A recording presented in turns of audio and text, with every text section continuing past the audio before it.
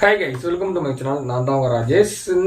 எனக்கு ஒரு வீடியோ பார்க்க போறேன் கைஸ். ஆல்ரெடி தமிழில் பார்த்துருப்பீங்க. உண்மையிலே ரொம்ப மனசு கஷ்டமா இருக்கு கைஸ். ஓகேங்களா, அந்த மாதிரி ஒரு நியூஸை தான் பார்க்க போறோம். ஏன்னா தொடர்ந்து பெண்களை பத்தி சும்மா தாறுமாறா பேசுறது அண்ட் பாலியல் வக்கரத்தோட பேசுறது இந்த மாதிரி தான் கைஸ். இன்னைக்கு சோசியல் மீடியா பாத்தீங்கன்னு வச்சுக்கோங்களேன்.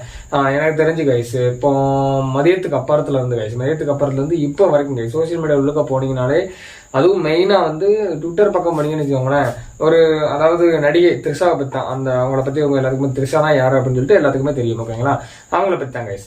அவங்க பேரு ஓப்பனா அவங்களோட பேரை த்ரிஷான்னு சொல்லி, அதுக்கப்புறம் 25 லட்ச ரூபா பணம், அதுக்கப்புறம் கூவத்தூர், இதை பத்தி தான் ஃபுல்லா ட்ரெண்டிங்ல ஓடிக்கிட்டு இருக்கு. ஓகேங்களா, அப்படி என்னதான் இருக்கு, ஸோ என்ன ஆச்சு அப்படிங்கறதான் டீட்டெயிலா பார்க்க போறோம். அண்ட் நம்மளும் இந்த மாதிரியான ஒரு கீழ்த்தரமான இப்படி ஒரு வக்கரம் கொண்ட ஆண்கள், அதாவது எப்படி சொல்ல, ஆண்கள் வர்க்கத்துலதான் பிறந்திருக்கோம். அப்படிங்கும்போது நமக்கே கொஞ்சம் அசிங்கமா தான் இருக்கு.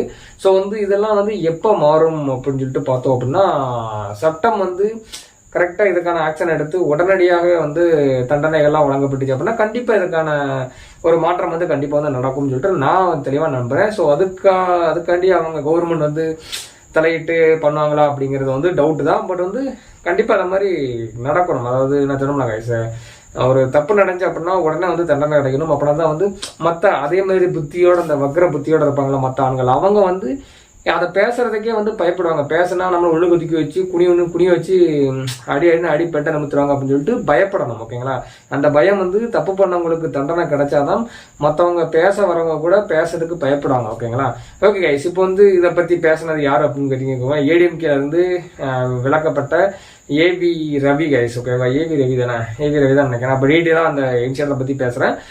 ஃபர்ஸ்ட்ல இருந்து லாஸ்ட் வரைக்கும் வீடியோ பாருங்க, ஸ்கிப் பண்றாங்க. ஓகேங்களா, முன்னாடி வரைக்குமே ஏடிஎம்கேல சேலம் மேற்கு ஒன்றிய செயலாளராக இருந்தவர் தான் இந்த ஏவி ராஜு. ஓகேங்களா, இந்த ஒரு பொம்பளை பொறுக்கின்னு கூட சொல்லலாம் கைஸ். அவர் எப்படி சொல்லணும்னு தெரியல, ஏன்னா அந்த மாதிரி தான் பேட்டிலாம் கொடுத்திருந்தாரு. ஓகேங்களா, இன்னொருத்தர் கைஸ், அவர் பேர் வெங்கடாசலம். ஓகேங்களா, வெங்கடாசலம் அவர் ஏடிஎம்கேல சேலம் மாநகர மாவட்ட செயலாளராக இருந்தவர் தான் கைஸ் வெங்கடாசலம். ஓகேங்களா, இருந்துகிட்டு இருக்கவர் தான். அதாவது இவருக்கும் இந்த ஏவி ராஜுக்கும் வெங்கடாசலத்துக்கும் என்ன பிரச்சனைன்னு தெரியல. ஒரு பேட்டியில ஏவி ராஜு என்ன சொல்றாங்க அப்படின்னா, வெங்கடாசலம் நிறைய சொத்து குவிச்சு வச்சிருக்காரு அண்ட் நிறைய மோசடி பண்றாரு அப்படின்னு சொல்லிட்டு ஒரு பேட்டி ஒன்று கொடுத்துருந்தாங்க. ஓகேங்களா, உடனே ஏடிஎம்கே உள்ள கட்சி என்ன பண்றாங்க அப்படின்னா, இவரை அடிப்படை உறுப்பினர் அண்டு மற்ற எல்லா பொறுப்புகள்ல உடனே தூக்குனாங்க. கட்சியோட அடிப்படை உறுப்பினர் பதவியில இருந்து கூட தூக்கிட்டாங்க. ஏடிஎம்கேவோட தலைவர் எடப்பாடி பழனிசாமி தெரியுங்களா, அவர் ஏவி ராஜு கட்சிக்கு களங்கத்தை ஏற்படுத்திட்டாரு அப்படின்னு சொல்லிட்டு ஒரு அறிக்கையும் ரிலீஸ் பண்ணிருந்தாங்க. கோவத்துல ஏவி ராஜு ஒரு பேட்டி ஒன்று கொடுத்திருந்தாரு. அந்த பேட்டியில எடப்பாடி பழனிசாமி பால் பண்ணை தலைவரா இருக்கும்போது எவ்வளவு ஊழல் எல்லாம் பண்ணியிருந்தாரு, என்னென்ன சேட்டைகள்லாம் பண்ணாரு அப்படின்னு சொல்லிட்டு நான் ரிலீஸ் பண்ணட்டுமா பிரஸ்ல அப்படின்னு சொல்லிட்டு ஒரு வார்த்தைகள் விட்டாரு கைஸ். இது கூட நார்மல் தான் கைஸ். இது அந்த அளவுக்கு நம்ம பெருசா பேச முடியாது. ஏன் அப்படின்னு கேட்டுக்கோங்களேன், அதாவது ஒரு கட்சிக்குள்ள பிரச்சனை வந்திருக்குன்னு வச்சுக்கோங்களேன். இப்போ ஏடிஎம் இருக்கு அப்படின்னா எந்த கட்சினாலும் கொடுங்க. இப்போ நம்ம எக்ஸாம்பிளுக்கு ஏடிஎம்க்கு எடுத்துக்கோங்க. ஏடிஎம்க்கு கட்சிக்குள்ளேயே அவங்களுக்குள்ளே சண்டைக்காடு நடக்குன்னு வச்சுக்கோங்க, ஒரு சின்ன ஒரு வாக்குவாதம் ஏற்பட்டுருச்சு அப்படின்னு வச்சுக்கோங்களேன், அவங்களே அசிங்கப்படுத்திக்கிடுவாங்க. ஓகேங்களா, அப்போ இவன் இன்னொருத்தரை பார்த்து நீ அந்த டயத்துல அதை பண்ண, இந்த டயத்துல இதை பண்ண, இந்தந்த விஷயத்தெல்லாம் பண்ண, நான் அதை சொல்லட்டுமா கேட்டுமா அப்படின்னு சொல்லிட்டு இவன் அவனை கழுவி ஊத்துறது. அவன் இவனை நீ என்னெல்லாம் பண்ண எனக்கு தெரியாதா, நானும் அதை நீ சொல்றேன் அப்படின்னு சொல்றது. இந்த மாதிரி அவனுங்களே அடிச்சுக்கிடுவாங்க. ஏன் அப்படின்னா, இவனும் நல்லவனா இருந்திருக்க மாட்டான், அவனும் நல்லவனா இருந்திருக்க மாட்டான். இன்னும் சொல்லணும், இன்னும் எக்ஸாக்டா சொல்லணும் அப்படின்னா எவனுமே நல்லவன் கிடையாது. ஓகேங்களா, அதனால அவனுங்களே அடிச்சுக்கிடுவாங்க. இது இங்க பிரச்சனை கிடையாது. அடிச்சுக்கிடட்டும், சாவட்டும், என்னென்ன பண்ணட்டும், அது ஓகே தான். ஜெயலலிதா இறந்ததுக்கு அப்புறம் இறந்ததுக்கு அப்புறம் ஏடிஎம்கே கட்சிக்குள்ளே பிரச்சனைகள் வர ஆரம்பிச்சிருச்சு.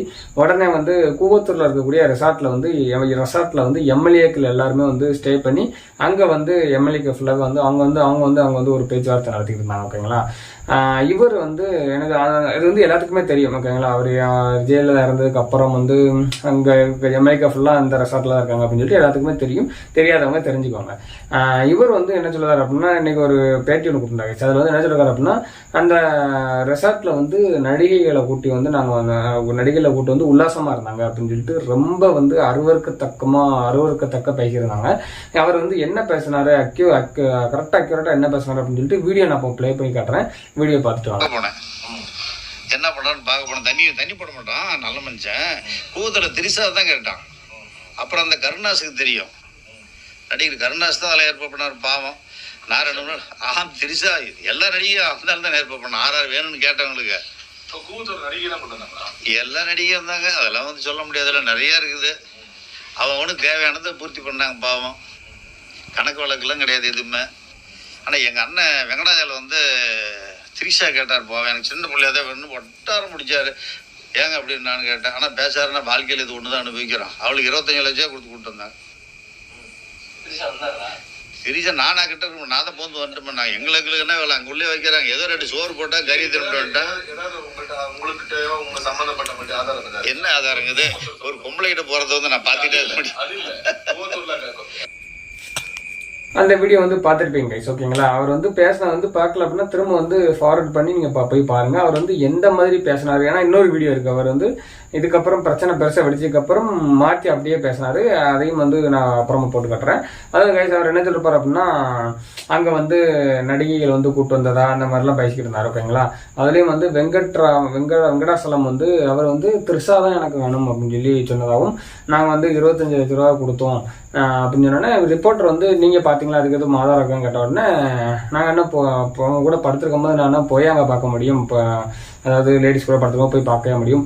நாங்களே வெளியில் எங்களுக்குன்னு சோறு ஏதோ கறி போட்டாங்க, அதை சாப்பிட்டுக்கிட்டு இருந்தோம். நான் என்ன மோந்தா பார்க்க முடியும் அப்படி இப்படின்னு சொல்லிட்டு சம்திங் கைஸ் ரொம்ப ஒரு கொச்சையா எப்படி சொல்ல, அதாவது கைஸ் அது எப்படி சொல்லன்னு தெரியல, ஒரு மாதிரி எனக்கே வந்து அருவருப்பாக இருக்குது கைஸ். அதுவும் வந்து திரிஷா கைஸ் ஓகேங்களா. அவங்க வந்து ஒரு செலிபிரிட்டி கைஸ் ஓகேங்களா. அவங்கள பற்றி ஆல்ரெடி இதுக்கு முன்னாடி கூட ஒரு 3 மாசமா 2 மாசத்துக்கு முன்னாடி வந்து மன்சூர் அலிகான் தப்பாக பேசினாரு அப்படின்னு சொல்லிட்டு கடைசியில் மன்சூர் அலிகான் மேலே கேஸை போட்டு அதுக்கப்புறம் மன்சூர் அலிகான் வந்து மன்னிப்பு கேட்டு அதெல்லாம் ஏகப்பட்ட விஷயம் நடந்துருச்சு. அதுக்கப்புறம் கைஸ் இப்போ இந்த மாதிரி கைஸ் எனக்கு இன்னொரு வருத்தம் என்ன கைஸ், நேற்று தான் வந்து என்ன அப்படின்னா எஸ்வி சேகர், உங்களுக்கு தெரியும் நடிகர், அவர் வந்து எஸ்வி சேகரா தான் நினைக்கிறீங்க ஓகேங்களா. அவர் 2018 வந்து அவர் வந்து பெண் பத்திரிகையாளர் வந்து ரொம்ப தப்பாக பேசினதா சொல்லிட்டு 2018 பேசினதா சொல்லிட்டு அப்போதுலேருந்து கேஸ் நடந்துகிட்டு இருக்கு.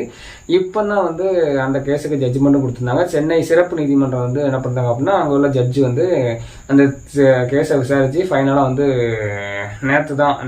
முந்தானத்து தான் வந்து இது தீர்ப்பு கொடுத்துருந்தாரு. அவருக்கு வந்து 15,000 ரூபா அபதாரமும் அண்டு வந்து 1 மாசத்துக்கு சிறை தண்டனையும் வந்து கொடுத்துருந்தாங்க. உண்மையிலே வந்து வரவேற்கத்தக்கதான். பட் இன்னொன்று வயசு அதாவது இவர் சைட்ல இருந்து எஸ்வி சேகர் இருக்கார்ல ஆக்டர், அவர் சைட்ல இருந்து நாங்கள் வந்து மேல்முறையீடு பண்ண போறோம் அப்படின்னு சொல்லிட்டு அவங்க வந்து மேல்முறையீடு பண்ணாங்க. உடனே வந்து கேஸை வந்து அந்த ஒரு தீர்ப்பை வந்து அப்படியே ஸ்டாப் பண்ணி வச்சிருக்காங்க. தீர்ப்பு கொடுத்துட்டீங்க, அப்படியே அதை வந்து ப்ரொசீட் பண்ணி அவரை தூக்கி உள்ளுக்கு வச்சுட்டீங்க அப்படின்னா அடுத்து யாராச்சும் பெண்களை பற்றி தப்பாக பேசுறதுக்கு வந்து பயப்படுவாங்க. அது நடந்து ஒரு நாள்ல வந்து இந்த தருதல் என்னன்னா இந்த மாதிரி வந்து தப்பாக கைஸ் இதெல்லாம் வந்து என்ன பழக்கம் அப்படிங்கிறதே தெரில. ட்விட்டரில் கைஸ் நான் அப்போ தான் ஆஃபீஸ் முடிஞ்சு வந்து உட்காந்து சும்மா ட்விட்டரை பார்த்துக்கிட்டு இருக்கேன். ஃபுல்லாக இதை பற்றி தான் கைஸ். அதுவும் வந்து ஒரு சிலவரை தான் பார்த்தீங்கன்னு வச்சுக்கோங்களேன், என்னன்னே தெரியாமல் அதாவது என்னோட கனவு கண்ணிக்கு வெறும் 25 லட்ச ரூபா தான் நம்பவே முடியவில்லை அப்படிங்கிறது. அது நிறைய கைஸ் எப்படி சொல்ல, திரிஷாவே தப்பாக பேச ஆரம்பிச்சுட்டாங்க. அதுக்கப்புறம் தான் திரிஷா வந்து அவங்க சைடில் ஒரு ஸ்டேட்மெண்ட் வந்து ட்விட்டரில் போட்டிருந்தாங்க. அதை பார்த்ததுக்கப்புறம் தான் திரிஷாக்கு ஆதரவாக வந்து பேசியிருந்தாங்க. ஸோ வந்து எதுவுமே வந்து ஒரு அல்பப்பைய ஒரு அரசியல் கட்சிக்காரன் வந்து சொல்கிறா அப்படின்னு சொல்லிட்டு அதை அப்படியே நம்பி ஒரு பெண் வந்து இப்படி தான் இருப்பாங்க அப்படின்னு சொல்லிட்டு யாரையுமே வந்து ஜட்ஜ் பண்ணாங்க. தயவு செஞ்சு சொல்கிறேன், எனக்கே கஷ்டமாயிருச்சு. அவங்க அந்த சுச்சுவேஷனுக்கு அவங்க வந்து எந்த அளவுக்கு கஷ்டப்பட்டுருப்பாங்க. அடிக்கு மேலே ஏற்கனவே மன்சூர் அலிகான், அதுக்கப்புறம் வந்து இப்போ இந்த தருதலை இப்படிலாம் இருந்தால் அவங்க வந்து எவ்வளோ தூரத்தை கஷ்டப்படுவாங்கன்னு சொல்லிட்டு கொஞ்சம் யோசித்து பாருங்க. நம்ம வீட்டு பெண்ணிட்ட வந்து பெண்ணை பற்றி யாராச்சும் ஒருத்தவங்க பேசினாங்கன்னா நம்மளுக்கு எந்த அளவுக்கு கோவம் வரும். அதே மாதிரி தானே எல்லாருக்கும். ஸோ கொஞ்சம் புரிஞ்சு அந்த கமெண்ட் போடுறதெல்லாம் வந்து கொஞ்சம் பார்த்து போட்டுக்கோங்க. ஃபர்ஸ்ட்டு கைஸ் இந்த மாதிரி விஷயத்தெல்லாம் வந்து தடுத்து நிறுத்தணும் அப்படின்னா தண்டனைகள் வந்து கடுமையாக கொடுக்கப்படணும். அப்படின்னா தான் வந்து எந்த ஒரு தருதலையும் நான் வந்து கட்சியில் இருக்கேன், ஸோ வந்து நம்மளுக்கு எது நடக்காது, எது வந்தாலும் பார்த்துக்கலாம், நம்மளால வந்து யாரும் கேஸ் கொடுக்க மாட்டாங்க அப்படின்னு சொல்லிட்டு அந்த ஒரு தைரியத்தில் அந்த ஒரு தெனாவட்டில் இருப்பாங்கல்ல, அந்த தெனாவட்டெலாம் ஒழிக்கணும் அப்படின்னா தண்டனைகள் கடுமையாக வழங்கப்படணும், அதுவும் உடனே வழங்கப்படணும். அப்படின்னா தான் இந்த மாதிரி தருதலைகள் வருங்காலத்தில் வந்து பேசுறது கூட பயப்படுவாங்க. இவன மாதிரி நிறைய பேர் இருப்பாங்க, அவங்கெல்லாம் வந்து பேச கூட பயப்படுவாங்க, பேசவே மாட்டாங்க. ஓகேங்களா. ஏவி ராஜு கைஸ் அப்படி சொல்லிருந்தோம்ல, அவர் வந்து பிரச்சனை பெருசா வெடிச்சதுக்கு அப்புறம் வந்து திருசாவும் வந்து நல்லா செருப்பால் அடிச்ச மாதிரி ட்விட்டர்ல ஒரு ட்விட் ஒன்று போட்டிருந்தாங்க. அதை அப்புறமா சொல்றேன், அவங்க போட ட்வீட் என்னன்னு சொல்றேன். ஓகேங்களா. போட்டக்கப்புறம் பிரச்சனை பெருசானோன்னு அரசியல் கட்சிக்காரங்கெல்லாம் எப்படி உங்களுக்கே தெரியும், ஏதாச்சும் பிரச்சனை வந்துருச்சு அப்படின்னா பிரச்சனை அவங்க தான் காரணம் அப்படின்னா உடனே வந்து அப்படியே அந்தர் பெல்ட் அடிச்சிருவாங்க. சேம் அதே மாதிரி தான் இவரும் வந்து அந்தர் பெல்ட் அடிச்சு ஒரு வீடியோவும் வந்து ரிலீஸ் பண்ணிருந்தாரு. அந்த வீடியோ போட்டு விடுறேன், பார்த்துட்டு வாங்க. வணக்கம். சமூக வலைத்தளங்களில் சில என் மீது அவதாரான ஒரு செய்தியை பரப்பி கொண்டிருக்கிறார்கள். இந்த செய்தியை நான் எந்த இடத்துலையுமே நான் சொல்லல, எந்த இடத்துலையும் சொல்லலை. அந்த செய்தி வந்து சம்மந்தப்பட்ட நபர் ஒருவர் சொன்னதாக சொன்னார். அதனால மீண்டும் வந்து அவருடைய பேரை நான் சொல்ல விரும்பல, அது அருவருப்பா இருக்கு. இன்னொன்று, அந்த அம்மாவை பற்றி நான் எந்த இடத்துலையுமே விமர்சனத்துக்கு கொண்டு வரல. நான் எந்த இடத்துலையும் நான் செய்தியை வந்து நான் மற்ற இடத்துல வந்து பேசும்போது கூட இவங்க சம்மந்தமே இல்லை, எனக்கு அவருக்கும் காழ்ப்புணர்ச்சி இருந்தது ஒழிய அரசியல் ரீதியா நான் எந்த இடத்துலையும் ஒரு திரைப்பட நடிகையோ மற்ற யாரையுமே நான் சொல்லலை. இது வந்து தவறாக சித்தரித்து வந்து காட்டிட்டு இருக்காங்க. அது எப்படின்னு எனக்கு தெரியல. திரைப்பட இயக்குனர் உயர்திரு சேரன் அவர்களுக்கும் ஆர்.கே. செல்வமணி அண்ணன் அவர்களுக்கும் மற்றும் திரிசம்மா அவர்களுக்கும் என்னுடைய பணிவான வேண்டுகோள், ஒருவேளை உங்கள் மனது புண்படும்படியாக இருந்திருந்தால் நான் வந்து சமூக வலைத்தளம் மூலமாக நான் என்னுடைய மன்னிப்பை கேட்டுக்கிறேன். பார்த்துருப்பீங்கன்னு நினைக்கிறேன் கைஸ். பார்த்தீங்களா எப்படி வந்து அந்தர்பல்ட்டி அடிச்சு பேசுறாரு பாருங்க. அதாவது வந்து இவர் வந்து அந்த மாதிரி எதுவுமே குறிப்பிட்டு பேசலையாம். அதாவது அந்த ஒரு இதை பாதிக்கப்பட்ட ஒருத்தர் தான் வந்து இவர்கிட்ட வந்து சொன்னதாகவும் தான் நான் சொல்றேன். அவர் பேரை நான் திரும்ப வந்து மென்ஷன் பண்ண விரும்பல, எனக்கே அது அருவருப்பா இருக்கு அந்த மாதிரி சொல்லி இவரே ஒரு அருவருப்பு. இவர் பேசுனது உங்களுக்கே தெரியுங்க. நான் வந்து திரும்ப வந்து எக்ஸ்பிளைன் பண்ண அவசியம் இல்லை. த்ரிஷா அப்படின்னு சொல்லிட்டு மெயினாக சொல்லிருந்தாங்க, 25 ரூபா சொல்லிருந்தாங்க. இப்போ வந்து அப்படியே வந்து பல்ட்டி அடிக்காங்க. இது வந்து ஆச்சரியப்படக்கூடிய விஷயம் இல்லை, ஏன்னா பொலிட்டீஷியனாலே அப்படிதான் இருப்பாங்க. ஓகேங்களா. பட் வந்து நீங்க வந்து புரிஞ்சுக்கிடணும். ஓகேங்களா. இவர் வந்து சொல்றது உண்மையா பொய்யா அப்படின்னு சொல்லிட்டு நான் ஃபர்ஸ்ட் போட்ட வீடியோவுக்கும் பார்த்தீங்கன்னா உங்களுக்கு தெரியும். இவர் வந்து யாரை சொல்லுதாரு, துட்டு வந்து யாரை பத்தி சொன்னாரு அப்படிங்கிறது வந்து A to Z கருணாஸ் எல்லாம் சொல்லிருப்பாரு. அந்த தம்பி வந்து நல்ல தம்பி, ட்ரிங்க்ஸ் பண்ற பழக்கம்லாம் எதுவுமே கிடையாது, அவர் தான் எல்லாமே ஏற்பாடு பண்ணி கொடுத்துருந்தாரு, எல்லா நடிகரும் வந்து கூப்பிட்டு வந்தாரு, பைசாலாம் கொடுத்தோம். அதுக்கப்புறம் வந்து அது இதுன்னு சொல்லிட்டு நான் திரும்பவும் சொல்ல விரும்பல, எனக்கே ஒரு மாதிரி அசிங்கமா இருக்கு. ஸோ ஃபர்ஸ்ட் விஷயம் கைஸ், ஒரே ஒரு விஷயம் தான் கைஸ். என்ன அப்படின்னா, அதாவது கைஸ் ஒரு பெண் இருக்காங்கன்னு வச்சுக்கோங்களேன், அவங்க வந்து எப்படினாலும் இருக்கலாம். ஓகேங்களா. அது வந்து அவங்களோட விருப்பம். அதாவது வந்து அவங்க வந்து எப்படினாலும் இருக்கலாம்னா உங்களுக்கு புரியும் நினைக்கிறேன். ஓகேங்களா. எப்படினாலும் இருக்கலாம். நான் யாரையும் மென்ஷன் பண்ணி சொல்லல கைஸ், நான் பொதுவாக சொல்றேன். ஓகேங்களா. எப்படினாலும் இருக்கலாம். அதை வந்து யாருமே வந்து நம்ம வந்து அதை வந்து கொஸ்டின் மார்க் கேள்வி குறிக்க கூடாது, அவங்கள வந்து தப்பா நம்ம பார்க்கக்கூடாது, தப்பா அவங்களை வந்து ப்ரொஜெக்ட் பண்ணக்கூடாது, வெளியில வந்து பப்ளிக்ல வந்து தப்பா நம்ம வந்து பேசவே கூடாது. ஓகேங்களா. அது அவங்களோட லைஃப், அவங்க எப்படினாலும் இருக்கலாம், அது அவங்களோட உரிமை, அவங்களுக்கு பிடிச்சிருந்தா எப்படினாலும் இருக்கலாம். ஓகேங்களா. நம்ம அவங்களுக்கு சோறு போடுறது கிடையாது. ஓகேங்களா. நம்ம அவங்க வீட்டில் வச்சு வளர்க்கப்படுறது கிடையாது. ஓகேங்களா. அது அவங்களோட ஃபேமிலி பார்த்துக்கிடுவாங்க, அவங்களோட ரிலேட்டிவ்ஸ் யாருனாலும் அவங்க பார்த்துக்கிடுவாங்க, எதுனாலும் பண்ணிக்கிறாங்க. சரிங்களா. நம்ம வந்து யாரையும் பற்றி எந்த ஒரு கமெண்ட்டுமே வந்து பண்ணாதீங்க.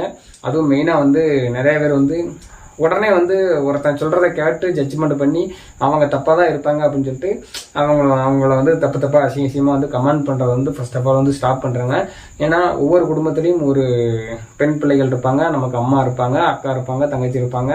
இல்லை அப்படின்னா நமக்கு ஒரு குழந்தை பிறந்திருக்கும், அது பெண் குழந்தையா இருக்கும். சரிங்களா. ஏதோ ஒன்று கைஸ். இருக்குங்களா.